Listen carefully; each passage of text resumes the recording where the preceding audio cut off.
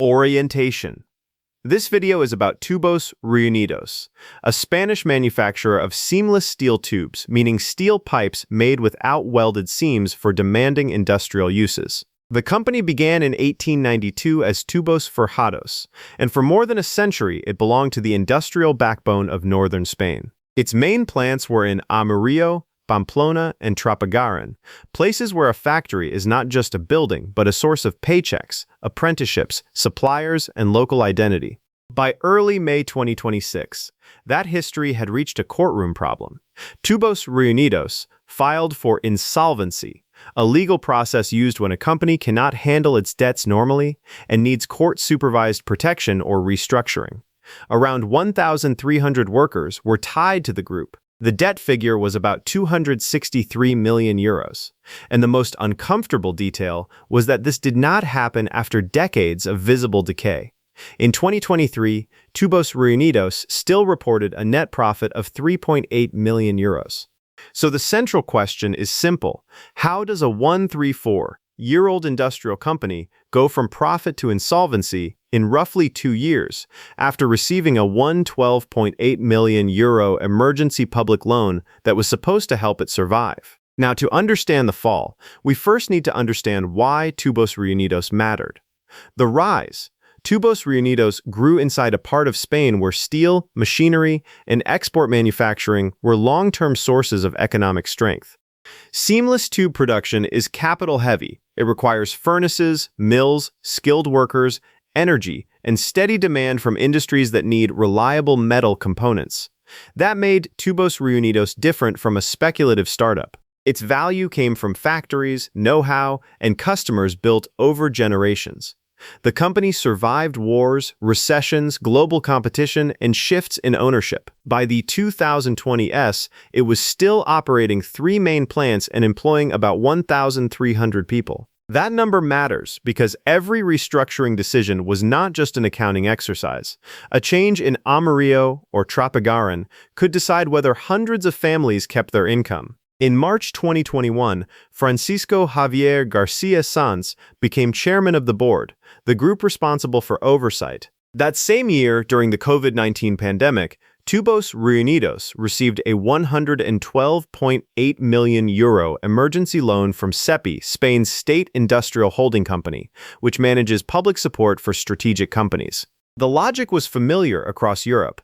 When the pandemic damaged demand and disrupted industry, governments used emergency aid to keep important employers alive. Then, in July 2022, Carlos López de las Heras was appointed Chief Executive Officer, the executive responsible for running the company day to day. He inherited a business that had been publicly rescued but still needed a durable recovery. For a moment, the numbers seemed to support that hope. In the first 9 months of 2023, Tubos Reunidos reported positive EBITDA of 47 million euros.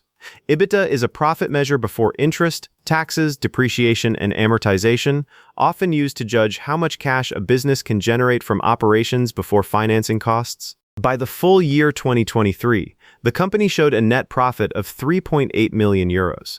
It was not a huge cushion for a heavy manufacturer, but after a pandemic rescue, it was a sign that survival might be turning into stabilization. That is why the next stage is so important. The warning signs were not a single dramatic event. They were pressures building around a company that had very little room for error. Warning signs. The first pressure was energy. Steel tube production consumes large amounts of power and heat, so high energy costs do not sit politely on the edge of the income statement. They move directly into the cost of making each product. If customers will not pay higher prices, the factory loses margin on every ton it ships. The second pressure was raw materials. When the input price of steel or related materials rises, a producer like Tubos Reunidos must either pass that cost to customers or absorb it. Absorbing it weakens cash. Passing it on can lose orders. The third pressure came from competition, especially from China. Cheap imports from Asia have been a major concern for European steel producers because they can push down market prices and take share from local mills. For Tubos Reunidos, this meant the company was being squeezed from both sides. Its costs were rising while outside competition limited how much it could charge. A fourth pressure came from United States steel and aluminum tariffs, taxes placed on imported metals. Tariffs can make exports harder or distort global trade flows, and reports cited them as another burden on the company's performance. Then the financial numbers began to turn sharply. After the positive 2023 result, Tubos Reunidos worsened in the fourth quarter of 2023 and throughout 2024. In 2024, it reported a negative net result of 63.8 million euros. That was not a small miss. It was a swing from a 3.8 million euro profit to a loss large enough to raise the question of whether the recovery had been real or only temporary. The stock market saw the damage. Over the 12 months before the insolvency filing, the share price fell from 57 cents to 14 cents. For shareholders, that was a visible destruction of confidence. For lenders, it was a warning that the market believed the company had few easy options left. And there was one more cloud over the rescue story. The 112.8 million euro SEPI loan from 2021 came under judicial scrutiny in Spain's National Court, a court that handles major criminal and national-level cases. The investigation was connected to the broader Coldo case, a corruption investigation mainly focused on alleged irregularities in pandemic mask contracts. Judge Ismael Moreno was examining whether the SEPI aid was granted with irregularities and whether improper political contacts played a role. Reports did not say Tubos Reunidos itself was directly accused of fraud, but the optics were damaging. The lifeline that had helped the company survive was now part of a judicial question. That brings us to the moment where pressure became insolvency. The collapse. By 2025, Tubos Reunidos was no longer dealing with a rough quarter. It reported a net loss of 82.5 million euros for the year, with some reports suggesting an even higher possible figure near 118 million euros. The widely cited loss was already severe enough. Combined with approximately 263 million euros of debt, it meant the company needed more than patience. It needed creditors to believe in a restructuring plan. A restructuring plan is an agreement to reshape debt, often by extending payment deadlines, adding liquidity, or changing repayment terms so a company can keep operating. Tubos Reunidos sought exactly that, liquidity and longer maturities. In plain English, it needed more breathing room and more time, but creditors did not approve the plan. That refusal was the decisive turn. Without lender support, the company could not simply announce recovery on its own.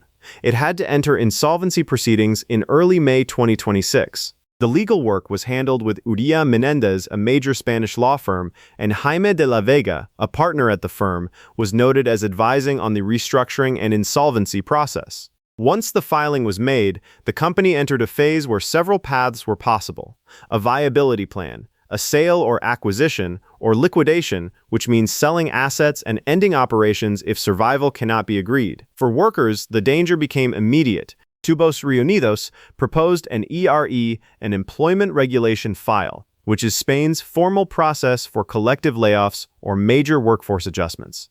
The plan involved 242 layoffs. 4 unions, ELA, LAB, CC.00, and UGT rejected it.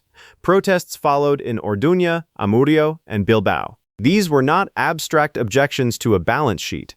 They were people facing the possibility that a company older than their grandparents would no longer provide the jobs around which towns had organized themselves. The stock market reaction made the financial fear public. Around the insolvency announcement, Tubos Reunidos shares dropped about 35% in a single day. The fall from 57 cents to 14 cents had already shown a year of declining trust. The one-day drop showed that investors now saw the court process not as a routine fix, but as a survival test. So what actually went wrong? The answer is not one villain and one mistake. High energy costs increased the cost of production. Raw material prices tightened margins. Chinese competition limited pricing power. U.S. tariffs added pressure. Losses drained confidence. Debt limited flexibility. The failed creditor agreement removed the last private route to a negotiated rescue.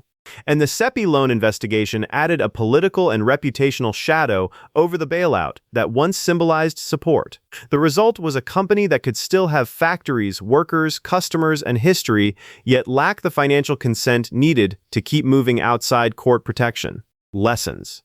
The first lesson is that an industrial rescue loan can buy time, but it cannot guarantee a business model. The €112.8 million SEPI loan helped Tubos Reunidos through a crisis period. But by 2026, the company still faced losses, debt, and competition powerful enough to overwhelm that earlier support. The second lesson is that profitability can be fragile in heavy industry. A €3.8 million profit in 2023 sounded encouraging, especially after positive EBITDA in the first 9 months. But when a company carries large fixed costs and major debt, a thin profit can disappear quickly if energy, materials, and pricing all move against it. The third lesson is about trust. Creditors had to decide whether to give Tubos Reunidos more time. Their refusal to back the restructuring plan changed the story from difficult turnaround to insolvency filing. In distressed finance, confidence is not decorative. It is the bridge between a bad year and a viable future. The fourth lesson is human. A company like Tubos Reunidos is not just a ticker symbol.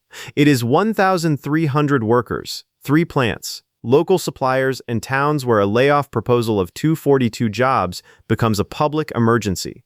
That is why unions demanded intervention and why protests appeared in the streets. The final lesson is the broader one for Europe. Tubos Reunidos shows how old industrial companies can be squeezed by global competition, expensive energy, trade barriers, and debt all at once. None of those forces alone fully explains the insolvency. Together, they created a trap.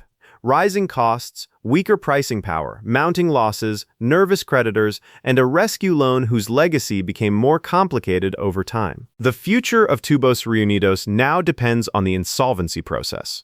Whether creditors, management, workers, and potential buyers can find a viable path before the company runs out of options. Its story is not just about a steel tube maker that stumbled.